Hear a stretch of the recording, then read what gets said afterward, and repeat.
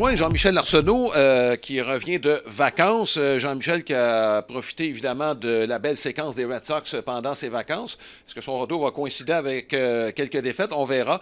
Mais toujours est-il, Jean-Michel, là aujourd'hui, on va commencer à parler de baseball féminin, la Ligue professionnelle qui a pris son envol. Donc, je pense, regarde, c'est assez à propos là, de parler de l'engouement. On le sait au Québec, là, je pense que c'est un exemple là, pour, je dirais, le reste de l'Amérique du Nord.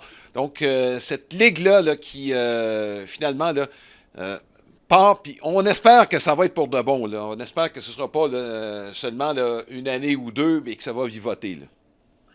Ben absolument. Puis en fait, je te dirais, c'est le baseball féminin en général, parce que c'est super le fun, évidemment, avec la nouvelle ligue féminine, mais on voit aussi que même pour la Women Baseball Classic, il y a aussi eu beaucoup de personnes qui ont suivi ça. Le Canada a très bien figuré là aussi. Ça, les dernières phases préliminaires en vue là, de la Coupe du Monde de l'an prochain avait lieu là, dans le mois de juillet. Donc, coup sur coup, on a cet événement-là, on a la Ligue qui commence dans le mois d'août, qui a un très grand succès. Fait qu'on peut vraiment commencer à parler là, du baseball féminin comme une véritable industrie. Puis le sport féminin en général, je trouve que c'est très, très, très, très, très intéressant. On en parle probablement pas assez, en tout cas, pas assez à mon goût, médiatiquement overall, parce que c'est très, très, très en vigueur. On le sent beaucoup là au niveau américain, évidemment, avec la WNBA, mais il y a énormément de tentatives qui ont été faites au cours des 20, 25, 30 dernières années. Mais maintenant, ce qui est intéressant, c'est que les ligues, comme la Ligue de baseball féminine, commencent déjà avec des capitaux en commençant. Là, on parle d'un budget de 15 à 25 millions de dollars qui a déjà été investi par Justin Seagal puis Keith Stein pour le lancement de cette ligue-là. On parle qu'il y a déjà un plafond salarial de 95 000 dollars par équipe. C'est une saison qui est très écourtée. Là. La formule cette année, il y a 4 équipes. Tous les matchs se passent pendant le mois d'août, les séries fin août, début septembre. Donc, on peut vraiment là, parler d'une saison qui est très écourtée. Tous les matchs ont lieu au même endroit, ce qui minimise aussi le côté logistique. Mais là où ça devient quand même assez important, c'est que la Ligue, avant même d'avoir fait un premier match, avait déjà conclu un accord majeur avec ESPN, puis le réseau Scripps Sports pour une saison inaugurale. Puis au-delà de ça, moi je trouve que c'est une très bonne idée pour les gens qui sont pas sur les réseaux où ESPN ou Scripps Sports agit. Ben, on a laissé ouverte la chaîne YouTube. Donc, les matchs sont disponibles sur la chaîne YouTube. Il y a déjà plus de 39 000 abonnés qui se sont inscrits sur la chaîne. Donc, c'est très considérable. Puis en passant aussi pour la World Baseball Classic féminine, ben, les matchs étaient sur la plateforme Game Time, qui est une plateforme payante, mais on avait vraiment mis les tarifs vraiment au plus bas pour qu'on puisse avoir vraiment le plus de personnes. Donc, il commence à avoir vraiment de l'intérêt pour le sport féminin, mais les gens suivent ça. 39 000 abonnés, il y a des matchs où on peut voir le nombre de personnes qui suivent les matchs et c'est à 5-6 000 pour des matchs présentés sur YouTube. C'est quand même très, très, très intéressant. Ouais. Donc, ça devient quelque chose de majeur. Puis je pense qu'il faut le soulever, l'effort que les gens ont fait pour bâtir ce projet-là. Messieurs, est-ce que vous avez eu l'occasion de regarder un petit peu les Oui. matchs depuis les dernières semaines? Moi, j'ai regardé, et d'ailleurs, c'est une Québécoise qui a produit le premier point dans l'histoire de la Ligue, Andréane Leblanc, qui a frappé une coupe de double, d'ailleurs, là, depuis le début de la saison. Oui. Je dis qu'elle frappe avec pas mal de puissance. C'est du très bon baseball. Hein. Sur le dit en passant, c'est surprenant. Tu sais, parfois, on compare, bon, les hommes, c'est bon, le hockey, par exemple. On sait que, bon, mais je trouvais qu'au baseball, la technique, c'est sûr que c'est un peu différent, mais moi, j'ai beaucoup apprécié ça. Puis ce qui est le fun pour les filles aussi, là, on a un ABC féminin là, au Québec. Là. Bon, souvent, c'est pour faire l'équipe nationale, ce qui est très bien. Faire l'équipe nationale, ça te permet de faire le tour du monde, voyager, faire des tournois internationaux, des Coupes du monde. Parce qu'on sait qu'aussi, aux États-Unis, c'est surtout le softball. Hein? Donc, il y a les programmes universitaires, c'est le softball, puis c'est très bien aussi. Mais là, je trouve que ceux qui aiment vraiment le baseball, ben, ça donne cette possibilité-là de vouloir en faire un petit peu plus, d'aller rejoindre cette ligue-là, de faire parler d'elle encore plus, de gagner un petit peu d'argent aussi tout en le faisant. Donc, je trouve que c'est fantastique ce qui se passe dans le baseball féminin. Alors, ce que le Québec avait commencé il y a déjà quelques années, il faut le dire, là, qu'on était très avant-gardiste à ce niveau-là, ben là, il y a des résultats concrets. Puis les filles du Québec qui vont très, très bien. Là. Je me demande, moi, mais le format de la Ligue cette année, bon, ça va prendre l'expansion éventuellement, mais c'est calqué sur ce qui était fait au Canada pour au Québec, là, avec tous les matchs à Trois-Rivières là, de la Ligue Oui. qu'on avait Oui. dans le fond. Là, on a pris le modèle qui avait été fait ici auparavant. Là. C'est un modèle qui est très similaire. Puis tu sais, c'est un modèle où on veut essayer d'aller chercher des bassins de joueurs, on veut tester. Il faut tout le temps voir la première saison comme une saison test. Là, il y a des équipes, rappelons-nous la première saison au niveau de la Ligue féminine de hockey. Le but, c'est après ça, c'est que les gens qui ont lancé ça vont vouloir vendre ces franchises-là, mais on veut les monter. Donc, de savoir qu'on a déjà des gens qui supportent l'ensemble des équipes de manière égale, qui poussent tout ça, puis qui investissent des gros sous dans cette machine-là, c'est sûr que c'est très intéressant. Puis, Marc, tu fais bien de le souligner, on a quand même 5 Québécoises là, qui ont été repêchées. Andréane Leblanc, Maïka Dumais, Eladé Bédard, Élodie Tiamaro et Sarah Beaulieu.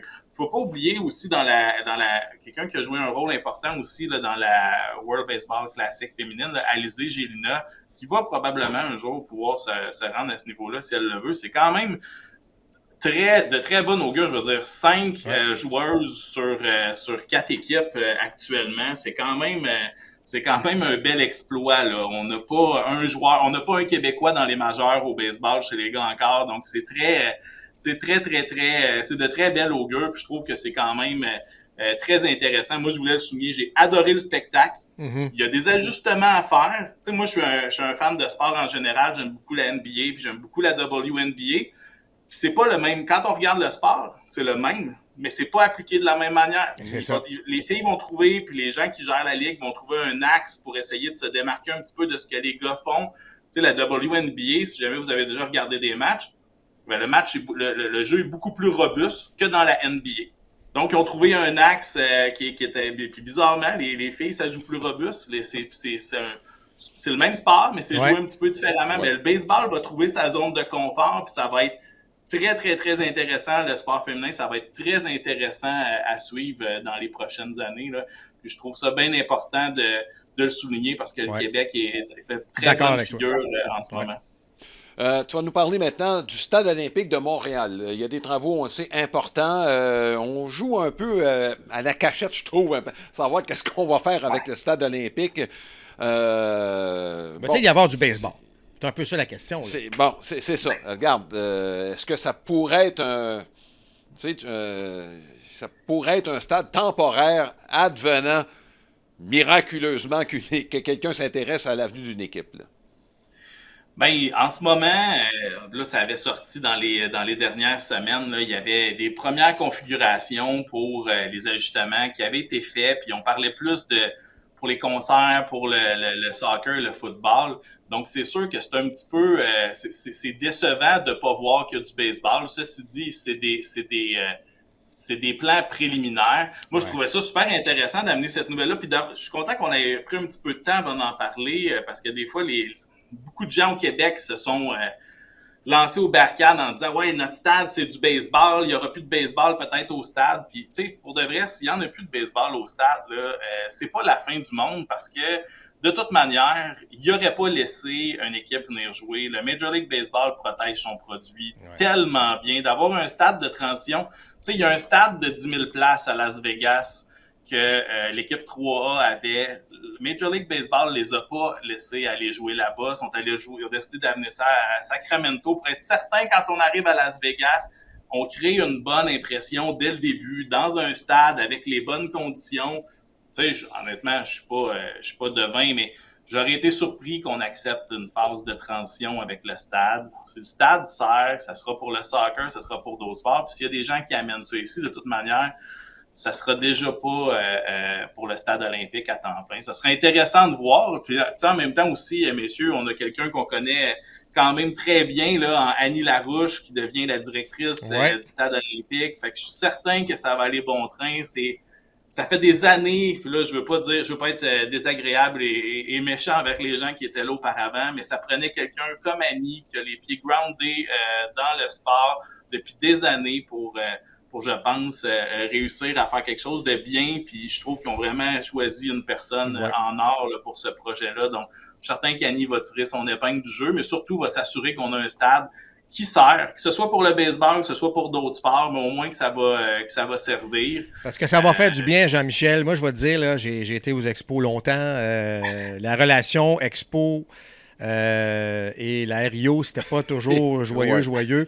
Je me souviens même qu'à un moment donné, là, les expos, bon, le baseball menaçait de retirer la franchise, rappelle-toi, puis la Rio disait, savez-vous quoi, même si vous partez, là, on va trouver des manières d'avoir des événements au stade olympique. C'était n'importe quoi. Je te dirais, là, c'était n'importe quoi. Pourtant, les expos attiraient, même si c'était pas les grandes foules, il y avait de l'activité au stade olympique. Puis, tu sais, on va se dire, le stade, là, l'erreur, là, elle a été créée dès le départ. Tu sais, l'erreur, c'est-à-dire de faire un stade olympique, puis pas penser qu'après, qu'est-ce qu'on va faire après les Jeux olympiques? Et je veux dire, Taillebert, un excellent architecte, là, c'est super beau sur une carte postale, mais tu sais, c'était pas pratique, là, on va se le dire. Puis les stades circulaires, ça n'a pas duré longtemps. L'expérience client, c'était épouvantable, on va se le dire. Alors, tu sais, moi, ce que je trouve de valeur, puis tu le sais, Jean-Michel, les gens au Québec qui allaient voir des matchs à Boston, à New York, à Philadelphie, à Baltimore, peu importe, à Chicago, tout le monde revenait. Waouh, c'est bien le fun. Alors que ceux qui ont vécu seulement le stade olympique comme expérience baseball se disent, ben c'est ça le baseball. Alors que c'est pas ça du tout. S'il y a un sport où l'infrastructure doit être importante, c'est bien le baseball. Puis le Wrigley Field en est une preuve. Tu sais, les Cubs n'avaient pas gagné depuis 100 quelques années, puis le stade se remplissait parce que c'était un événement. On n'a jamais réussi à créer ça avec le stade olympique. Alors, bon, c'était ma petite frustration des dernières années avec les expos qui fait que le stade, aussi beau soit-il, sur comme j'ai dit, une carte postale, c'était pas pratique comme place. Là. Et c'est drôle, hein, parce qu'il y a toutes sortes d'opinions là-dessus. Puis moi, je me souviens de Jim Fanning avoir parlé avec au début des années 2010. Là, on s'était croisés. On avait déjà discuté avant, donc sans dire qu'on se connaissait, il savait qui j'étais et tout ça. Puis ça le frustrait quand on parlait qu'on avait besoin d'un nouveau stade. Pour lui, le stade olympique était parfait. Mais lui a été là pendant des années où il y avait de l'atmosphère au stade olympique. Quand il y avait 40 000 personnes, c'est sûr qu'il y avait de l'atmosphère au stade olympique. Dans sa tête, lui, Montréal n'avait pas besoin d'un autre stade. Mais c'est comme je dis, il faut avoir vécu ces années-là de façon proche. Et j'ai un attachement émotif envers, tu comprends, ces années-là, fin des années 70, début 80, puis ceux de ma génération, tu l'as vécu plus jeune, toi, Marc. Ouais. Bon, mais à l'adolescence, on a tendance à idéaliser ces souvenirs-là. Donc, je ne dis pas que c'était un stade parfait pour le baseball. C'est pas ça du tout que je dis. Mais l'attachement envers le stade olympique peut être différent selon, évidemment, les circonstances dans lesquelles tu as vécu. Mais très content qu'effectivement Annie soit à la barre maintenant du stade. Puis j'ai bien hâte de voir la suite des choses à ce niveau-là. Ouais. Jean-Michel, merci beaucoup de ton apport. Ça a été de jeter un petit coup d'œil différent sur ce qui se passe avec le stade olympique. Je pense que c'était de mise, compte tenu des attentes peut-être des gens envers, possibilité qu'il y ait une équipe et où on pourrait aller. Là. Je pense que c'était important là, d'apporter ces précisions-là sur ce qui se passe avec le stade. Merci Jean-Michel. Merci messieurs, bonne semaine. Bye-bye. Bonne semaine.